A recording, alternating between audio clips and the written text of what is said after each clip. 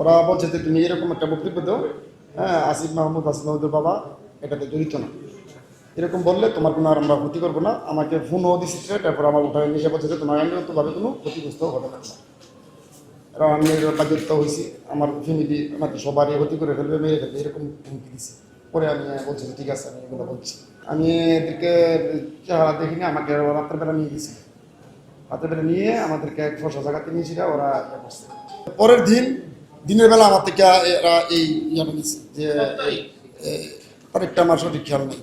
এরা বলছে যে আসিফ মাহমুদ বা আসিফ মাহমুদের বাবা এরা এই ইয়েতে জড়িত না, সেটা বললে তোমার কোনো ক্ষতি হবে না, তুমি কালকে সাংবাদিক আসলে তুমি এই কথাটা বলবো।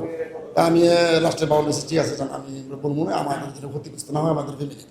তাই আমি দিনের বেলা ওরা আসতে আমি বলে দিচ্ছি যে হ্যাঁ এই আসিফ মাহমুদ বা আসিফ মাহমুদের বাবা এই খুনের সাথে জড়িত না। হ্যাঁ তারা জড়িত, আমার জড়িত না তাহলে আমাকে উঠাই নিয়ে সেটা জোরপূর্বক এসে না, তো ওরা ক্ষমতা আছে, এত বড় ক্ষমতা ছিল, যাতে যে কোনো মুহূর্তে আমাদেরকে ক্ষতি করে ফেলতে পারে। এই আমি জন্য কিন্তু গত সাংবাদিক সম্মেলনে এই কথাটা বলার পর এই ঘটনাটা হয়েছে।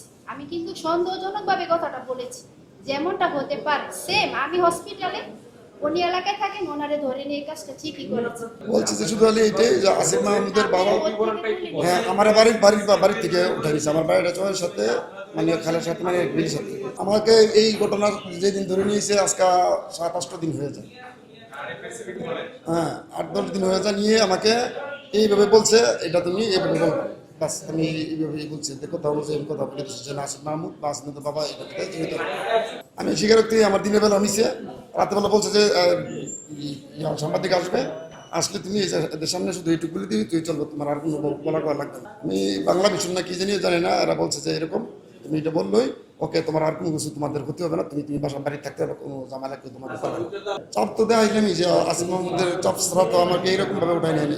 ওরা বলছে যে এই যে এই ট্রিপল মার্ডারের খুনের সাথে কি এই আসিফ মাহমুদ বা আসিফ মাহমুদের বাবা জড়িত আছে কি, আমাকে কুশি করছে। আমি বলছি যে না, ওরা আসিফ মাহমুদ বা আসিফের বাবা আমাদের খুনের সাথে জড়িত না।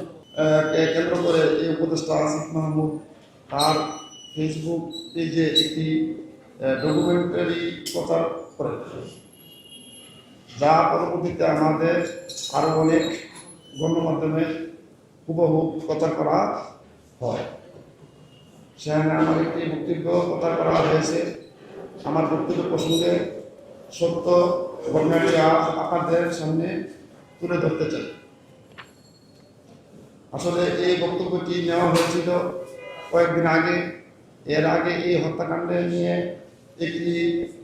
একটি বেসরকারি টেলিভিশন চ্যানেলে আমার একটি বক্তব্য প্রচার করা হয়। সেখানে আমি উপদেষ্টা আসিফ মাহমুদের বাবাকে ইঙ্গিত করে একটি বক্তব্য দিয়েছিলাম। এরপর পরে আসিফ মাহমুদ তার আত্মীয় স্বজন, স্থানীয় সমর্থক ও আওয়ামী লীগের নেতাকর্মী নিয়ে আমার পরিবারের বেঁচে যাওয়া সদস্যদের উপর ক্ষুব্ধ হয়। এর টিভিতে গত 31 জুলাই আসিফ মাহমুদ বৈষম্য বিরোধী আন্দোলনের কুমিল্লার সমবায়ক সন্ত্রাসী অস্ত্রের মুখে আমাকে জোরপূর্বক তুলে নিয়ে যায়, তুলে নিয়ে যায়। পরে জনমানস একটি নির্জন স্থানে নিয়ে আমাকে মারধর করে ভয়ভীতি দেখায়। সে সময় তারা তাদের স্বজনদের বক্তব্য ক্যামেরার সামনে না বললে আমি ও আমার পরিবারের বাকি সদস্যদের মেরে ফেলার হুমকি দিই। ফলে প্রাণে বাঁচার জন্য সে সময় তাদের সামনে বক্তব্য আমার ক্যামেরার সামনে বলতে বাধ্য হই। প্রিয় সাংবাদিকবৃন্দ, রাষ্ট্রের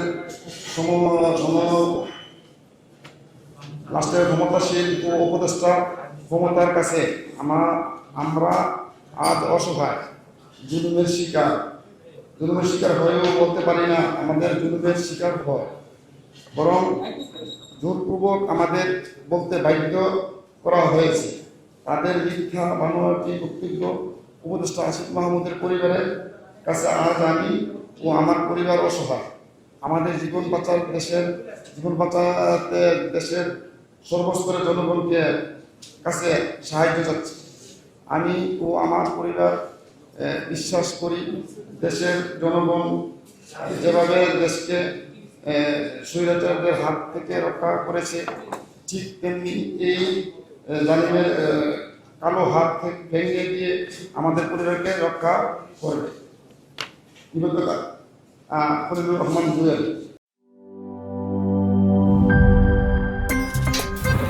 আমার একটা স্মার্ট সিদ্ধান্তে 25% গ্যাসের খরচ কমেছে। ভাবছেন কিভাবে? সাধারণ গ্যাস স্টোভ বদলে আমি এনেছি আরএফএল গ্যাস স্টোভ। এর সাইন্টিফিক নজল ও ব্রাস বার্নার ক্যাপ সমানভাবে তাপ ছড়িয়ে রান্না করে দ্রুত, তাই গ্যাসও বাঁচায় 25%, টাকাও বাঁচে 25%। আরএফএল গ্যাস স্টোভ নিরাপদ ও গ্যাস সাশ্রয়ী।